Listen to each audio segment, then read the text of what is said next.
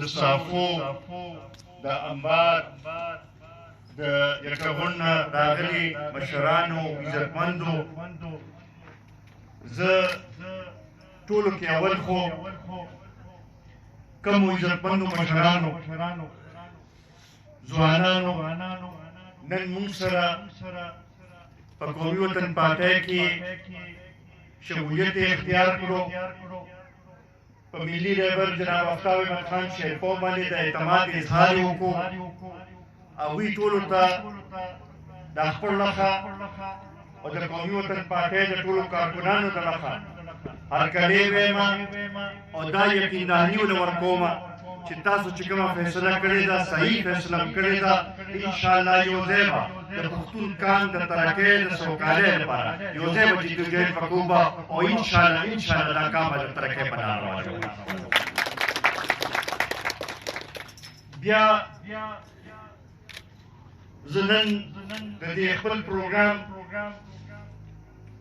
قربانه چې دي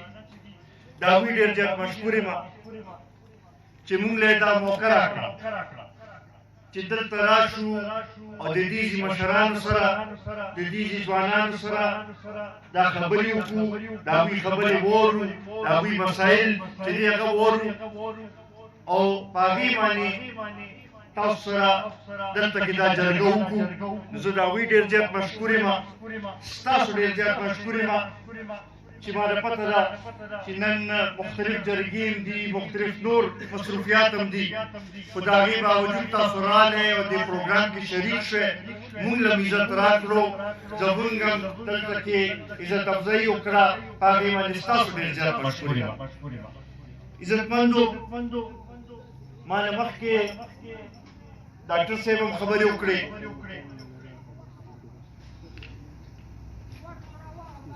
مصطفی ملک هم خبرې وکړې امجد خان هم خبرې وکړې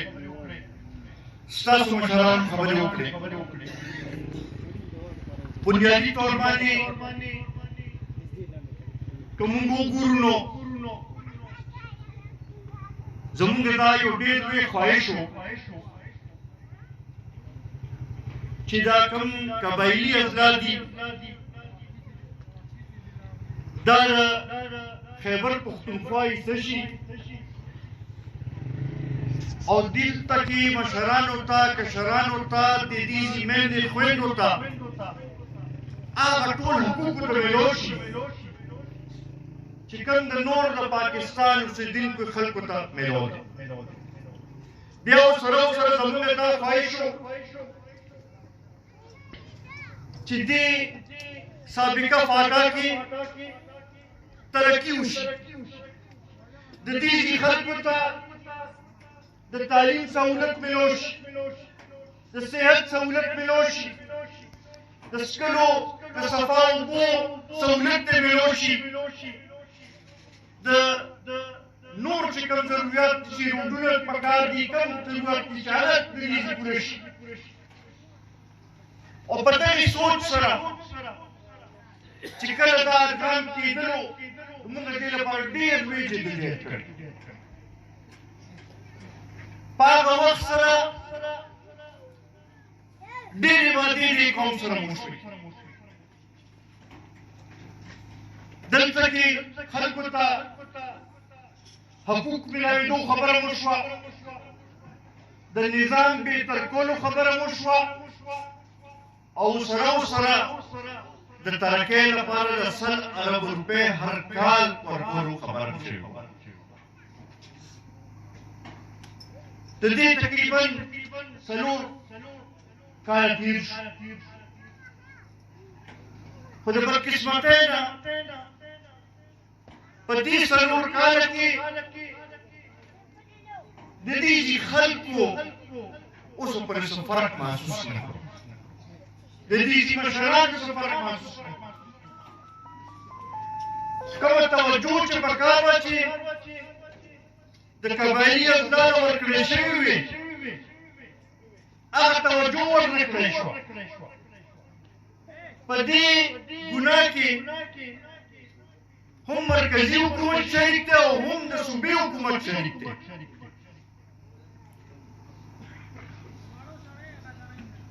مونږ نن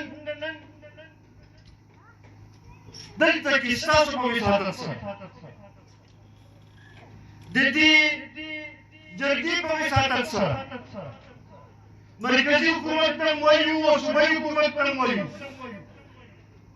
چې دا نور مسایل چې کوم دي کوم سیاسي مسایل چې دي کوم نورې ایشوز چې دي هغه په خپل ځای خو د دې چې د قبایلي اصلاح د خلکو خدمت کول دوی ته توجه ورکول او دوی سره چې کومې وعدې شوې وي هغه سم ته رسول ټولو کې لازم دي پکار چې دې طرف ته تاسو توجه ورکړئ ما نه مخکې دلته کې ذکر وشو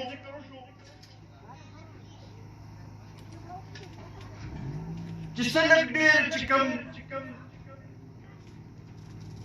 وسایل راغلي وو نو هغه ما په طریقې سره استعمال نه شو موږ خو اول دا مطالبه کوو چې اول خو دا وسایل پوره میلاو شوي نه دي ځکه چې څلور کاله تېر شو 100,000 روپۍ یو کال کې فاټا ته نه راغلي سابقه فاټا ته نه راغلي نو اول خو مرکزی حکومت ته وایي چې دا 100,000 روپۍ هر کال چې دي دا پوره کول پکار دي او هغه وخت کې دا وعده شوې چې 10 کالو پورې به موږ دا 100,000 روپۍ ورکوو موږ دا مطالبه کوو چې دا 10 کاله والا خبره چې دا سل ته ورسوئ او دا 100,000 روپۍ چې دي دا هر کال درته ورکول پکار بیا ورسره د صوبایي حکومت نه دا مطالبه کوو چې کومې پیسې راشي هغه پکار دی چې د دې خلکو باندې ولګي د دې خورې باندې ولګي دا نه چې پیسې خو د قبایلي اضلاع په نوم باندې راشي خو بیا وروستو کې هغه نورو ضلعو ته واړولی شي او هلته کې پرې کار نه کېږي دا ناانصافي ده دا زیاتې دی او که دا شی داسې جاري وو نو د دې خلاف به مونږ اواز به اوچتو وکړو که روډونو ته ووتلو ضرورت وي مونږ به روډونو ته راوځو به خو په دې به باران نه کېږي بیا د انتظامیې نه دا مطالبه مونږ کوو چې هغه لږ ډېر کم وسایل چې روم رسي د دې قبایلي اصلاح ته چې هغه کم از کم په ایماندارۍ سره د دې خلکو په فلاح او بهبود باندې ولګي دا نه ده چې صرف ټینډر وشي په کاغذونو کې چې دی د کروڑونو روپو سکیمونو نومونه واچولی شي او بیا د هغې فایده چې ده هغه د دې غریبانانو ته د دې مشرانو ته د دې ځوانانو ته د دې اوسېدونکو خلکو ته ونه رسي دا هغې پیسو باندې موږ یې څوک وکړو چې هغې فایده دې خورې ته رانرسي بیا ورسره ستاسو چې کوم سیاسي نمایندګان منتخب شوي نمایندګان دا هغوی نه هم دا تمه کوو دا هغوی نه هم دا مطالبه کوو چې کم از کم تاسو د دې خلکو چې کوم مسایل دي کومې ستونزې دي کومې کشالۍ دي هغې طرف ته توجه ورکړئ په هغې کې سیاست مه کوئ په هغې کې خپل لوی مه کوئ په هغې کې چې دا کس ماته نږدې دی نو دله به دا کار وکړم دا به نه کوئ بلکې دا کتل پکار دي چې کوم هغه کار وشي چې هغې سره ټولې علاقې ته فایده ورسي نو هله به دا ترقي کېږي دلته کې ما نه مخکې ملګرو ذکر وکړو د مشر د هغه کارونه یې یاد کړل دلته ما پته لري چې ډېر مشران داسې موجود دي چې هغوی په تنګي تحصیل کې ګرځېدلي دا غځای تاریخي به لیدلي هغه ځای کې چې کوم کارونه شوي دي هغه به لیدلي عزتمندو نن دلته کې تاسو ته یوه لویه مسله ستاسو کوم د مومن ډے په شکل کې ده چې د هغې تاسو وایئ چې تاسو ته د هغې حق میلولی شو ستاسو چې کومه ځمکه پکې راغلې ده د هغې پیسې صحیح طریقې سره تقسیم نه شوې یو خو موږ دا مطالبه کوو د انتظامیې نه هم کوو د مرکزي حکومت نه هم کوو چې پکار دی چې هر یو کس ته هر مشر ته هر ځوان ته خپل حق دې ورسي او په دې کې حکومت ته فریق نه دي جوړېدل پکار د چا طرف نه دي کول پکار بلکې د انصاف تقاضې چې دي هغه پوره کول پکار دي خو عزتمندو دا زه درته وایم چې دا ډېرو کمو خلکو ته پته وي چې دا ډیم د دې منظوري چې ده هغه ملي رهبر جناب آفتاب احمد خان شیرپو کړې وه چې کله په 2002 کې هغه د بجلۍ او د اوبو وزیر جوړ شو نو هغه وخت سره د دې ډیم هغه بنیاد کېښودل شو او په دې سوچ سره ایښودل شو چې دې سره به هغه وخت کې دا فاټا وه چې د مومند ایجنسۍ خلکو ته به فایده ورسي دلته به هم چې دې اوبه خلکو ته ورسي میلو به شي د هغې سره به چې دې زمونږ زمینداري چې ده هغه به بهتر به شي او سره 200 میګاواټه بجلي به پیدا شي چې هغې سره به د ټول ملک ته هم فایده رسي او خاص کر د مومند ایجنسۍ د خلکو به مسایل به حل شي بجلي به پوره شي دوی ته به فایده راورسي خو د بدقسمتۍ نه چې اوس هغه منصوبې باندې کار شروع کېدو ولدي نو د هغې چې کوم هغه لومړنۍ فایده وه چې د دې د خاورې د مشرانو چې هغوی ته خپل حق رسېدلی هغه نه میلو شو مونږ دا مطالبه کوو چې دا حق دی زر ته زره د دې خلکو له ورکړی شي او د دې د مشرانو په منشا مطابق دې ورکړی شي او که داسې ونه شوه نو بیا به دې لپاره به مونږ عدالت ته به ځو به مونږ به نور جیلو ته به ځو به که ضرورت و روډونو ته به وځو به په حالت باندې کېږو څو کله چې هر یو مشر ته خپل حق ورسي عزتمندو دغې سره سره که موږ وګورو نو یو دا فایده زموږ سوچ کې وه چې دومره غټه منصوبه یو ځای ته راشي او بیا خاص کر د بجلۍ یو منصوبه راشي نو دغې سره به روزګار ذریعې به پیدا کېږي او زموږ ځوانانو ته به فایده رسي موږ دا مطالبه کوو چې دا کله دا منصوبه سر ته ورسي او د دې په نتیجه کې دلته کې به کارخانې به هم لګي نور به هم کېږي چې په هغې کې ټولو کې زیات حق چې دی د دې اوسېدونکي د مومند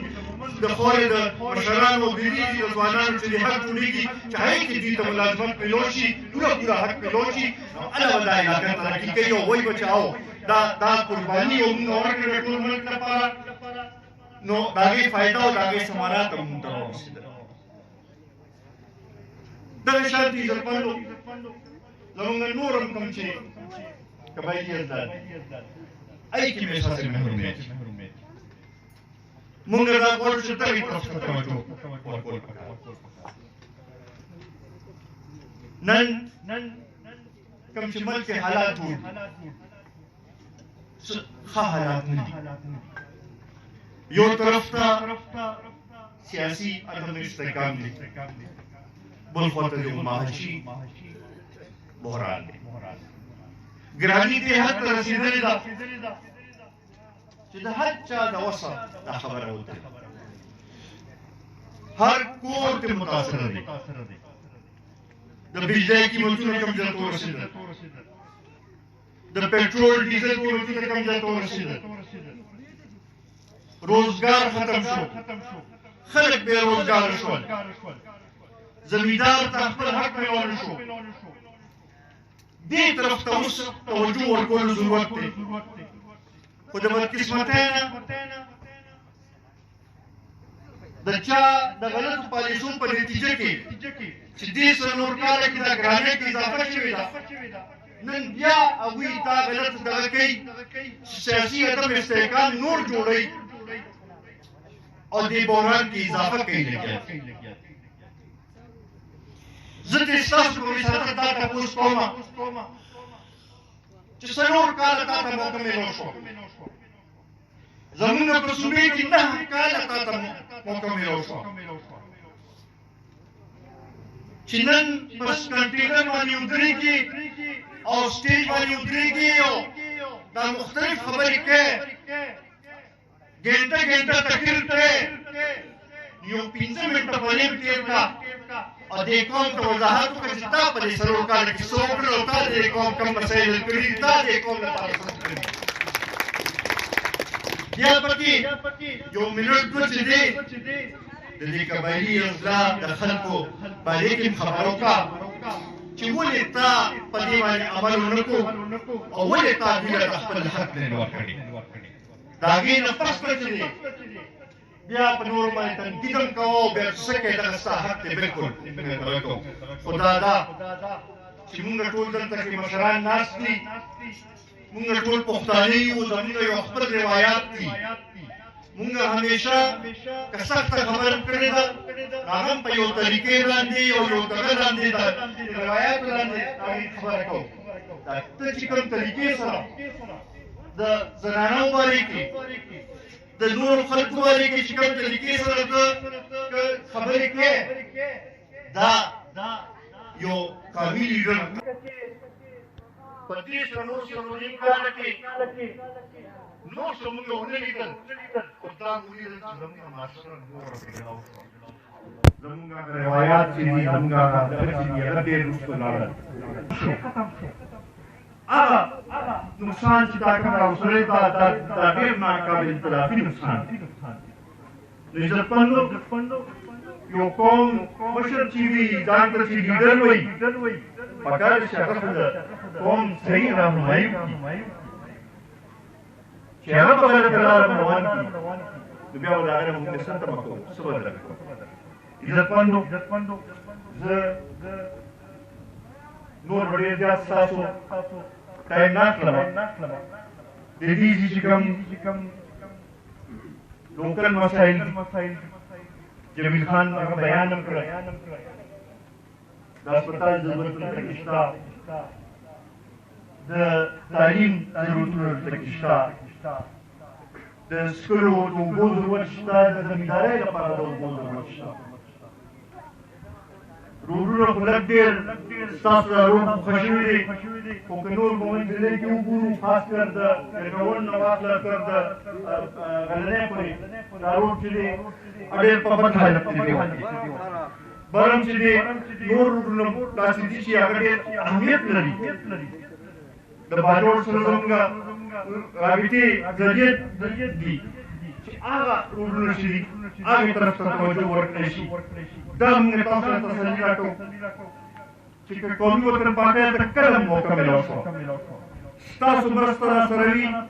ستاسو حمایت راسره وي، انشاءالله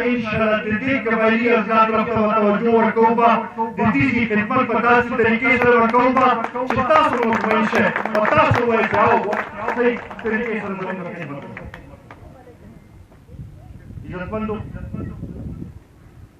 دلته کې سیاست نوی اوس شروع شوی دی، مختلف پارټۍ اوس نوی راغلي. دا به مې تاسو ته خواست دي چې څنګه ستاسو مشران